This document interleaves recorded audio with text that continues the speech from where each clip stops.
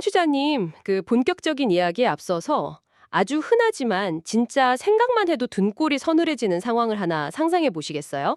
등골이 서늘한 상황이요? 네, 큰 마음 먹고 영끌에서 새로 입주한 새 아파트인 거예요. 아, 새 아파트 너무 좋죠. 그렇죠. 퇴근하고 기분 좋게 소파에 딱 앉았는데 갑자기 거실 천장에서 물이 뚝뚝 떨어지기 시작하는 겁니다. 와, 진짜 상상하기도 싫네요. 그니까요. 기겁을 해서 시공사에 연락을 했더니 돌아오는 대답이 가관인 거죠.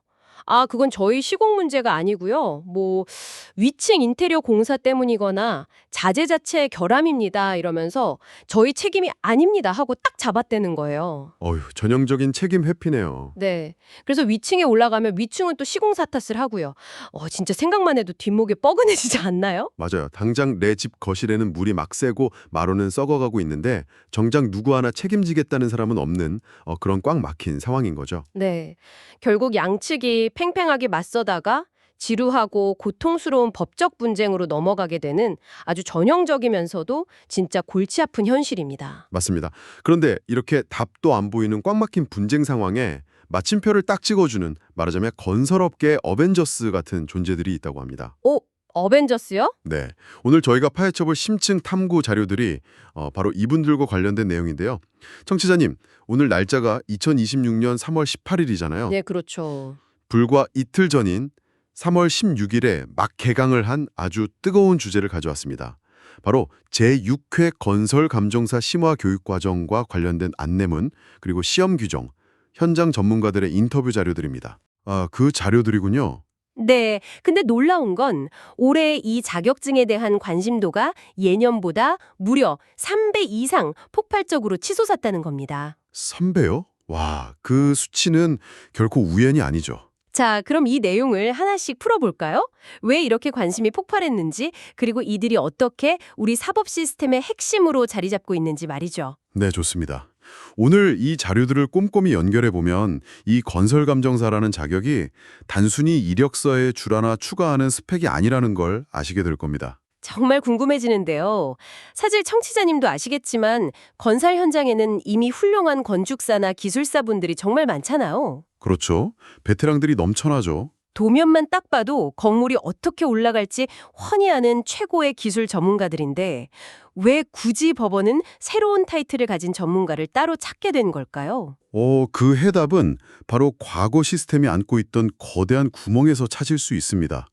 과거에는 건축사나 기술사 자격증만 있으면 누구나 법원의 감정인으로 등록할 수 있었거든요. 아, 그냥 자격증만 있으면 프리패스였군요. 네, 맞아요. 물론 그분들이 기술적인 측면에서는 의심할 여지 없는 최고의 전문가들이죠. 하지만 문제는 기술을 아는 것과 법적 분쟁을 해결하는 것은 완전히 다른 차원의 일이라는 겁니다. 듣고 보니 그러네요. 제가 충격적인 사실 하나 알려드릴까요? 소송 당사자들의 전 재산이나 막 수백억 원이 걸려있는 분쟁을 판가름할 전문가들에게 서울중앙지방법원에서조차 제공했던 신규 감정인 교육이 단 2시간에 불과했습니다. 잠깐만요. 단 이 시간에요? 아니, 수백억 원이 오가는 재판의 핵심 증거를 만드는 사람들인데 고작 2시간 오리엔테이션 수준의 교육만 받고 현장에 투입됐다는 건가요? 네, 진짜 충격적이죠. 거의 방치 수준이었던 겁니다. 와, 이거 자료에 나온 비율을 보니까 단번에 이해가 가더라고요.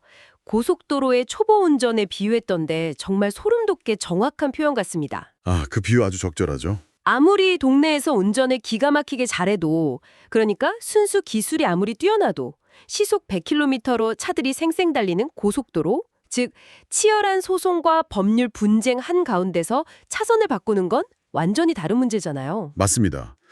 절차적이나 법률적 훈련이 전혀 없었으니까 당연히 사고가 날 수밖에 없었죠. 그니까요. 감정 절차나 법의 논리에 대한 이해 없이 그저 내 경험상 이게 맞다. 이런 식의 기술적 소견만 던져놓으니 문제가 터지는 겁니다. 양측 변호사들이 그 허점을 파고들어서 계속 이의 제기하고 감정서 다시 쓰고.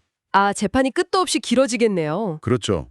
결과적으로 재판이 늘어지는 부작용이 속출했던 겁니다. 여기서 주목할 만한 흥미로운 점은 2026년부터 이들을 지칭하는 공식 명칭이 완전히 바뀐다는 겁니다. 오, 명칭이에요.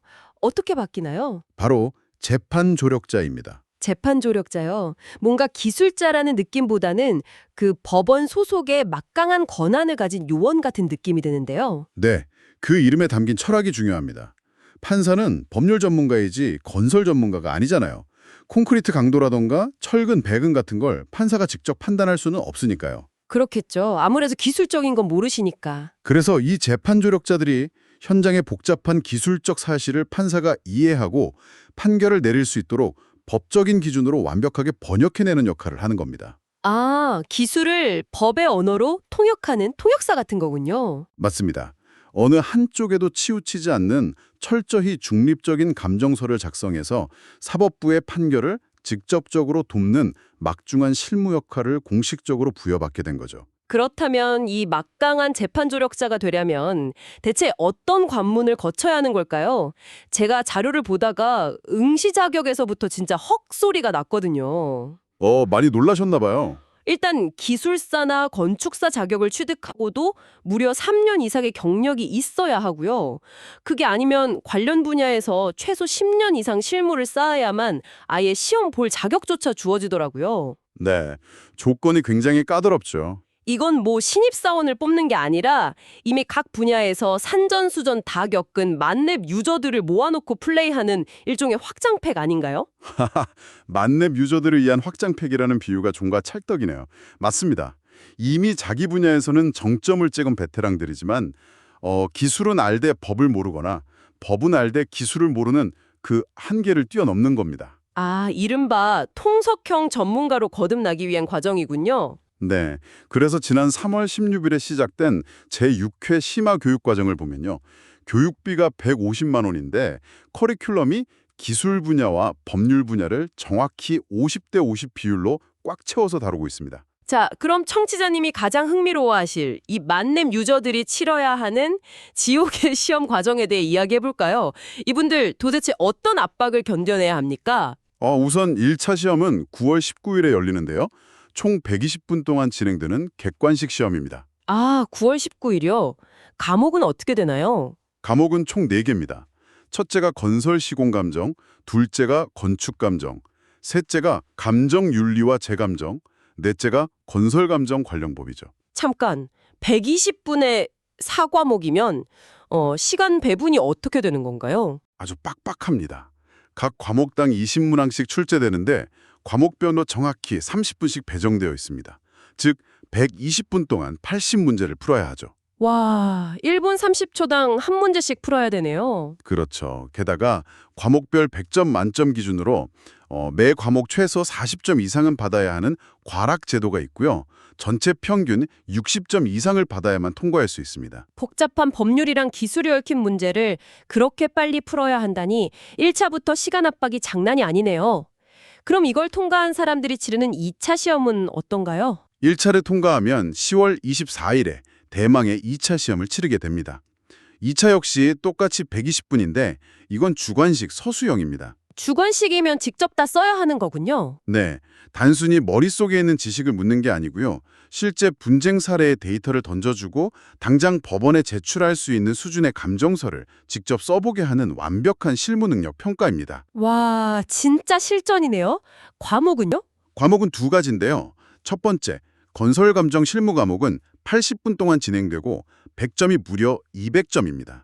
여기서 최소 120점 이상을 받아야 합니다. 200점 만점에 120점 이상이요? 두 번째 과목은요? 두 번째, 건설감정 관련법 과목은 40분 동안 진행되며 100점, 100점 중 60점 이상을 받아야 합격입니다. 설명을 쭉 듣다 보니까 한 가지 강한 의문이 생깁니다.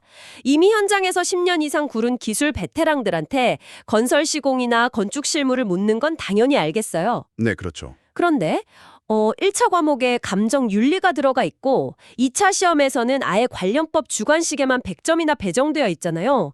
기술자에게 윤리나 법을 이렇게까지 집요하고 깐깐하게 묻는 진짜 이유가 뭡니까? 그게 바로 이 제도의 핵심을 관통하는 아주 중요한 질문입니다.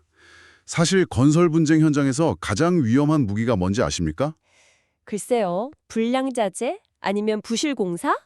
바로 어설픈 지식과 편견이 섞인 감정입니다.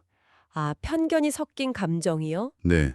전문가가 자신이 아는 좁은 기술적 지식만으로 선입견을 품거나 혹은 감정을 의뢰한 어느 한쪽 당사자에게 유리하게 편파적인 보고서를 써버리면 어떻게 될까요? 끔찍하네요. 억울한 사람이 생기겠죠. 맞습니다.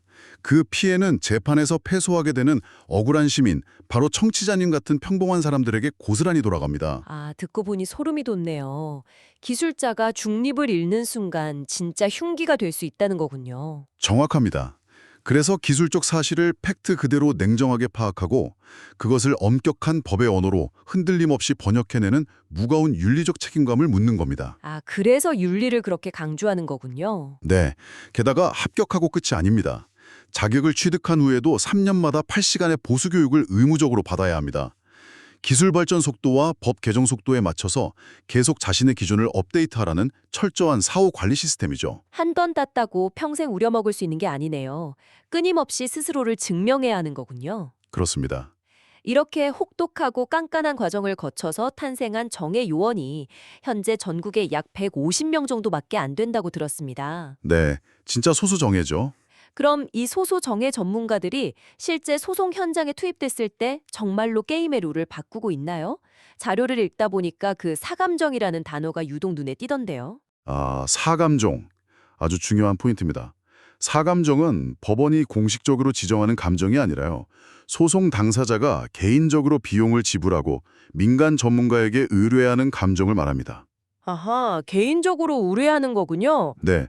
예전에는 법원이 이 사감정 결과를 별로 신뢰하지 않았어요. 아무래도 돈을 준 쪽에 유리하게 써졌을 거라는 합리적인 의심 때문이죠. 아, 그래서 자료에서 이 사감정을 모의고사나 스파링에 비유했던 거군요. 맞습니다. 본 게임인 법원 감정에 들어가기 전에 우리 쪽 논리에 어떤 약점이 있는지, 또 상대방이 어디를 몰고 늘어질지 미리 맷집을 키워보는 용도라는 거잖아요. 네, 정확합니다. 그런데 이 사감정을 그냥 아무 기술자가 아니라 방금 우리가 얘기한 그 혹독한 검증을 통과한 건설감정사가 수행하게 되면 판도가 완전히 뒤집힙니다. 오, 어떻게 뒤집히나요? 이들이 쓴 보고서는 단순히 우리 의뢰인이 맞습니다. 이게 아니라 철저한 법적 근거와 탄탄한 기술적 논리로 무장되어 있거든요. 중립적이면서도 논리가 탄탄하니까요. 그렇죠. 그래서 나중에 법원 감정인이 공식 감정을 진행할 때 이 사감정 보고서가 일종의 강력한 가이드라인 역할을 해버리는 겁니다. 와, 그러니까 제대로 된 사감정 하나가 본 소송의 흐름을 완전히 유리하게 끌고 오는 치명적인 전략 무기가 되는 셈이네요. 맞습니다. 진짜 보이지 않는 곳에서 엄청난 두뇌 싸움이 벌어지고 있는 거죠. 그런데 여기서 제가 자료를 보다가 진짜 제 눈을 의심한 부분이 하나 있습니다. 어떤 부분이죠? 법원의 판단 기준에 대한 이야기였는데요. 아니 요즘 건설 현장은 전부 3D 모델링으로 설계하고 BIM 같은 최첨단 스마트 기술이 막 도입되고 있잖아요. 네, 기술이 엄청나게 발전했죠. 그런데 정작 분쟁이 터졌을 때 시시비비를 가려야 할 법원의 건설감정 실무 기준이 무려 10년 전인 2016년에 멈춰 있었다는 게 사실인가요? 이게 대체 어떻게 된 일입니까? 믿기 힘드시겠지만 사실입니다. 그 부분이 바로 이 건설감정서 제도가 왜 지금 폭발적인 파급력을 가지는지를 정확히 설명해 줍니다. 아, 그런가요? 지난 10년 동안 건설 현장의 기술은 그야말로 비약적으로 발전했습니다. 그런데 법원의 잣대는 과거에 머물러 있었던 거죠. 생각해 보세요. 3D 최첨단 기술로 지어진 건물의 하자를 분석하는데 법원에서는 10년 전 2D 도면 시절의 낡은 매뉴얼을 들이대는 촌극이 벌어지고 있었던 겁니다. 와, 이러니 감정 결과가 나올 때마다 현장에서는 이게 말이 되냐며 난리가 날 수밖에 없었겠네요. 네, 당연한 반응이죠. 이것을 더 큰 맥락과 연결해 보자면 그래서 이번에 한국건설감정사회라는 민간협회 차원에서 현직 전문가들이 직접 팔을 걷어붙이고 나서서 2026 건설감정실무지침을 만들게 된 겁니다. 아, 그래서 2026 건설감정 실무지침이 나온 거군요. 그리고 이게 출간되자마자 전국 법원 민사과에 쫙 배포됐다고 하죠. 네, 맞습니다. 근데 여기서 딴지를 좀 걸어볼게요. 네, 해보시죠. 아무리 법원 기준이 낡았다고 해도 결국 민간협회 사람들이 자기들 일할 때 편하려고 자기들 입맛에 맞게 룰을 만든 거 아닌가요? 충분히 그렇게 생각하실 수 있습니다. 법원이 이런 민간단체의 지침을 그냥 넙죽 받아들인다는 게 뭔가 이해상충, 그러니까 conflict of interest 소지가 있어 보이는데요. 아주 예리한 지적입니다. 보통은 국가기관이나 사법부가 엄격한 기준을 세우고 민간이 그걸 따르는 게 상식이죠. 마치 학생이 자기 채점 기준표를 직접 써서 선생님한테 제출하는 꼴로 보일 수도 있습니다. 그니까요. 딱 그 모양이잖아요. 하지만 여기서 이 지침이 사법 시스템의 중립적 참고 자료이자 사실상의 표준으로 채택될 수 있었던 결정적인 이유가 있습니다. 그게 뭔데요? 이 지침은 어느 특정 집단의 이익이나 편향된 시각을 담은 게 절대 아닙니다. 오직 최신 과학적 팩트, 그리고 10년간 누적된 수많은 판례와 법리적 합리성만을 바탕으로 만들어진 지독할 정도로 순수하고 객관적인 기준이기 때문입니다. 아, 철저하게 중립적인 팩트 기반이라는 거군요. 네, 사법부 입장에서도 현실과 동떨어진 낡은 기준을 고수하며 재판을 망치는 것보다 민간이 고도의 전문성을 발휘해 만든 이 완벽하게 중립적인 기준을 채택하는 것이 훨씬 합리적이었던 거죠. 와, 스스로 완벽하게 객관적인 표준을 만들고 그걸 사법부에 제안해서 실력을 입증받았다니 정말 소름 돋는 통찰이네요. 이는 우리 사회에서 전문성의 권위가 어떻게 이동하고 있는지를 보여주는 엄청난 사건입니다. 그렇다면 이 모든 게 대체 무슨 의미일까요? 여기서 다시 현실적인 이야기로 돌아와 보겠습니다. 거시적으로 제도를 바꾸고 중립적 기준을 세우는 거 다 좋습니다. 너무 멋지죠. 네. 그런데 당장 150만 원이라는 적지 않은 돈과 귀한 시간을 투자해서 이 지옥 같은 심화교육 과정과 시험을 준비하는 개인 전문가 입장에서 생각해보죠. 현실적인 메리트 말씀이시죠? 네, 올해 교육 과정에 예년보다 3배나 많은 사람들이 몰렸다고 하셨잖아요. 도대체 이 자격을 얻었을 때 현실적으로 어떤 엄청난 메리트가 있길래 이렇게 열광하는 걸까요? 가장 직접적인 원인은 최근 건설업계를 둘러싼 가혹한 환경 변화입니다. 청취자님도 뉴스에서 자주 보셨겠지만 최근 원자재 값이 폭등하면서 공사비를 올려달라며 현장이 멈추는 분쟁이 끊이지 않고 있죠. 맞아요. 요즘 뉴스에 그런 거 엄청 많이 나오더라고요. 게다가 완공 후에도 누수나 균열, 층간소음 같은 하자 분쟁이 기하급수적으로 폭증하고 있습니다. 갈등이 많아진다는 건 곧 그것을 법적으로 깔끔하게 해결해줄 공인된 전문가에 대한 수요가 폭발하고 있다는 뜻입니다. 아, 분쟁이 많아질수록 이분들 역할이 커지는 거군요. 그리고 이 자격증은 단순히 법원 감정인 명단에 이름 한 줄 올리는 수준에서 끝나지 않습니다. 압도적인 비즈니스 확장성을 제공하죠. 비즈니스 확장성이요? 재판 조력자 말고 또 어떤 분야로 뻗어나갈 수 있다는 건가요? 상상을 초월할 정도로 다양합니다. 우선 정부나 지자체의 분양가 심사위원회, 안전관리자문단 같은 공공기관 자문위원으로 위촉되는 건 기본이고요. 오, 공공기관 자문이요? 네, 더 흥미로운 건 민간 시장입니다. 최근 수요가 폭발하는 누수 탐지사나 이웃 간의 칼부림까지 부르는 아주 민감한 문제인 층간소음 분쟁 전문가로도 활동할 수 있죠. 와, 누수 탐지사랑 층간소음 분쟁 전문가요? 네, 심지어 최첨단 장비를 활용한 드론 조사 촬영업까지 결합할 수 있습니다. 아, 듣고 보니 청취자님들 입장에서도 이게 남일이 아니네요. 만약 우리 집 천장에서 물이 새거나 층간소음으로 고통받을 때 예전처럼 그냥 동네 설비업체 사장님이 오셔서 대충 여기가 원인 같네요 하고 감으로 때려잡는 게 아니라요. 네, 완전 다르죠. 완벽한 법적 지식과 최신 장비로 무장한 법원에서도 인정하는 진짜 누수 탐정에 와서 증거를 수집해준다는 거잖아요. 청취자 입장에서는 훨씬 든든하겠네요. 바로 그겁니다. 일반 시민들에게도 완벽한 신뢰를 줄 수 있는 무기가 되는 거죠. 그야말로 시대의 요구에 맞춰서 자신의 기존 전문성에 새로운 날개를 달고 사업을 무한히 확장할 수 있는 기회가 열리는 겁니다. 제가 자료를 보면서 또 하나 놀랐던 건 나이 제한 부분이었어요. 아, 나이 제한이요? 보통 건설이나 기술직이라고 하면 아무래도 체력적인 한계도 있고 나이가 들면 현장에서 자연스럽게 밀려나는 구조잖아요. 보통은 그렇죠. 그런데 이 건설 감정사는 80세까지도 현역으로 활동이 가능하다고 하더라고요. 이거야말로 진정한 의미의 정년 없는 직업 아닌가요? 맞습니다. 보통 직장인들은 시간이 지날수록 새로운 트렌드나 어린 후배들에게 뒤처질까 봐 불안해하잖아요. 하지만 건설 감정사는 그 반대입니다. 오, 반대요? 수십 년간 험난한 현장에서 쌓은 수많은 실패와 성공, 그 다양한 경험과 문제 해결 능력이 곧 이 직업의 가장 강력한 자산이 되기 때문입니다. 수많은 케이스를 다뤄본 경륜이 깊어질수록 문제의 핵심을 단번에 꿰뚫어보는 통찰력도 예리해지니까요. 와, 경륜이 곧 실력이 되는 거네요. 그렇죠. 나이가 들고 백발이 성성해질수록 시장에서 오히려 더 높은 가치와 존경을 받는 정말 흔치 않고 매력적인 직업 구조를 가지고 있는 셈이죠. 네, 청취자님. 오늘 우리는 아파트 거실 천장에서 떨어지는 작은 물방울 하나에서 시작해서 수십억 원이 오가는 치열한 법정 공방을 거쳐 대한민국 사법 시스템의 기준을 새롭게 쓰고 있는 건설 감정사들의 세계를 깊숙이 탐험해 보았습니다. 네, 아주 흥미로운 여정이었죠. 이분들이 왜 단순한 기술 전문가를 넘어서 우리 사회의 중요한 사법 인프라의 핵심인지, 그리고 재판 조력자로서 어떻게 그 무거운 중립의 잣대를 세우고 있는지 이제 머릿속에 선명하게 그려지셨을 거라 생각합니다. 네, 맞습니다. 이제 앞으로 건물의 작은 금이나 누수를 보실 때 그 뒤에서 벌어지는 엄청난 두뇌 싸움이 조금은 입체적으로 보이실 것 같네요. 그렇습니다. 결국 오늘 우리가 나눈 이 모든 제도와 시험, 그리고 지침의 본질은 하나입니다. 우리 사회가 복잡하게 얽힌 갈등과 분쟁을 얼마나 객관적이고 합리적으로 투명하게 해결할 수 있는 역량을 갖추고 있느냐를 보여주는 중요한 척도인 것이죠. 마지막으로 방송을 마무리하기 전에 청취자님과 함께 곱씹어 볼 만한 질문이 하나 떠오르는데요. 오, 어떤 질문인가요? 전문가님, 지금 기술 발전 속도를 보면 정말 무섭잖아요. 네, 하루가 다르게 변하고 있죠.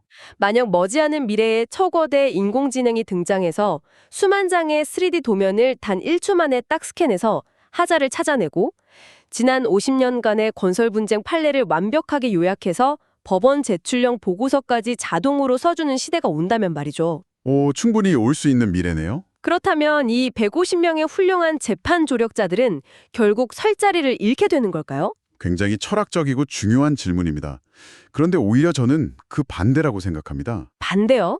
AI한테 밀리지 않을까요? AI가 사실관계를 찾아내고 데이터를 정리하는 효율성은 당연히 압도적이겠죠? 하지만 그 기계가 뽑아낸 차가운 데이터를 바탕으로 그래서 이 복잡한 인간 사회의 갈등 속에서 진정한 책임은 누구에게 있으며 무엇이 공정한가 이걸 판단하는 건 결국 인간의 몫입니다. 아, 책임과 공정을 묻는 거군요. 네, 기계의 시대가 올수록 미래의 건설 감정사는 단순히 기술과 법을 섞어서 분석하는 사람을 넘어서 갈등의 본질을 꿰뚫어보고 윤리적 책임을 묻는 말하자면 건축계의 도덕 철학자 같은 존재로 진화하게 될 것입니다. 와, 건축계의 도덕 철학자라 정말 멋진 표현이네요. 네, 기계가 팩트를 던져줄 수는 있어도 정의를 판결할 수는 없으니까요. 맞습니다. 청취자님, 다음번 길을 걷다가 거대한 타워 크레인이 서 있는 공사 현장을 지나치게 된다면 잠시 걸음을 멈춰보시기 바랍니다. 그리고 그 차가운 콘크리트 뒤에서 기술과 법의 위태로운 경계를 타며 우리 사회의 공정함을 짓기 위해 치열하게 고군분투하고 있는 이분들의 조용한 전쟁을 한번 상상해 보시는 건 어떨까요? 오늘 저희가 준비한 심층 탐구는 여기까지입니다. 함께해 주셔서 감사합니다.